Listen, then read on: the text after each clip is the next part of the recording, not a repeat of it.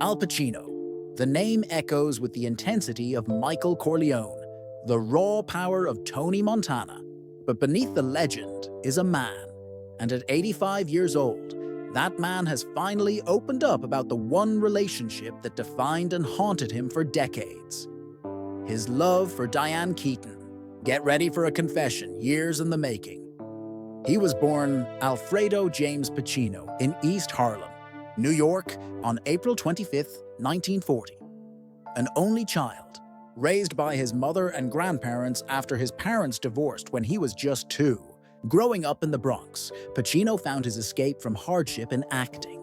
He struggled academically, dropping out of school, but he found a lifeline, a deep emotional world on the stage. Financial struggles marked his early years. He was a messenger, a janitor, a busboy, all while relentlessly pursuing acting at the Herbert Berghof studio. His raw talent was undeniable, and by 1966, he was accepted into the prestigious Actors Studio, where he trained under the legendary Lee Strasberg.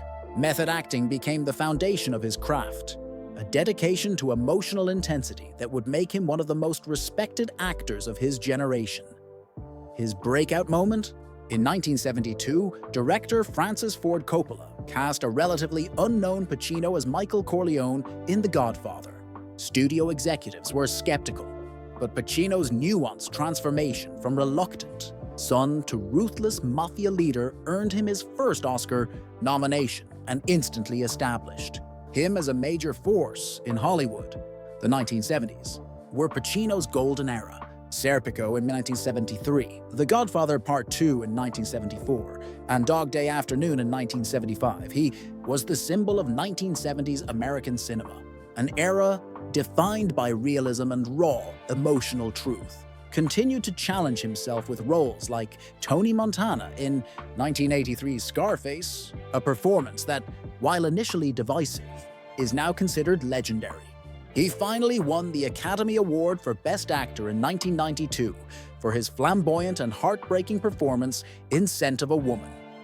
But beyond the fame, Pacino has led a complex personal life, becoming a devoted father to 4 children born across different decades. His eldest, Julie Marie, was born in 1989. Then, a new chapter began with actress Beverly D'Angelo, resulting in the birth of twins, Anton James and Olivia Rose. In 2001, even after their romance ended, they remained committed co-parents, and in 2023, the world was stunned when, at the remarkable age of 83, Pacino became a father for the 4th time to his son, Roman, with his girlfriend, Noor Alfallah, a film producer. A testament to his enduring vitality, this news cemented Pacino's story as one of the most extraordinary in Hollywood. Yet few stories have captivated audiences as much as the one with Diane Keaton. Now, at 85, Pacino is revealing the raw, unfiltered truth. Diane has always been a part of me. I don't think I've ever met anyone quite like her. There's a light around her that never fades. Their story ignited on the set of The Godfather. Keaton, with her quirky charm and radiant intelligence, instantly broke through Pacino's notoriously guarded nature. She was so unique. She had this incredible mix of vulnerability and strength, and she could make you laugh in the middle of a storm.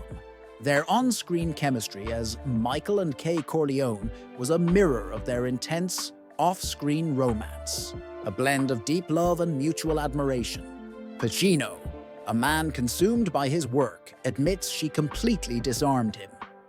I was shy. Believe it or not, she just disarmed me. Being around her was like stepping into sunlight after a long winter. Keaton has often called Pacino the love of her life. When asked about it, Pacino's heartfelt response is a bittersweet understanding of what could have been. Diane saying that means more than I can express. We didn't end up together in the conventional sense, but we never really let go either. She's still in my heart. He praises her artistry, calling her one of the most instinctive and fearless performers he's ever worked with. Their connection was a genuine, artistic force. Despite the deep, enduring friendship they've maintained, the question remains, why didn't their love story lead to marriage, Pacino's final confession is a poignant act of self-reflection. I wasn't ready. I was afraid of commitment then. Acting was my life, and I didn't know how to balance it with love. Diane deserved someone who could give her more than I was able to at the time. He paused, adding with finality, "But I never stopped caring. Some people come into your life and never really leave." That's Diane. At 85, Pacino's reflections carry the weight of a man who has lived a full life and is now unafraid to acknowledge the power of one single, enduring connection.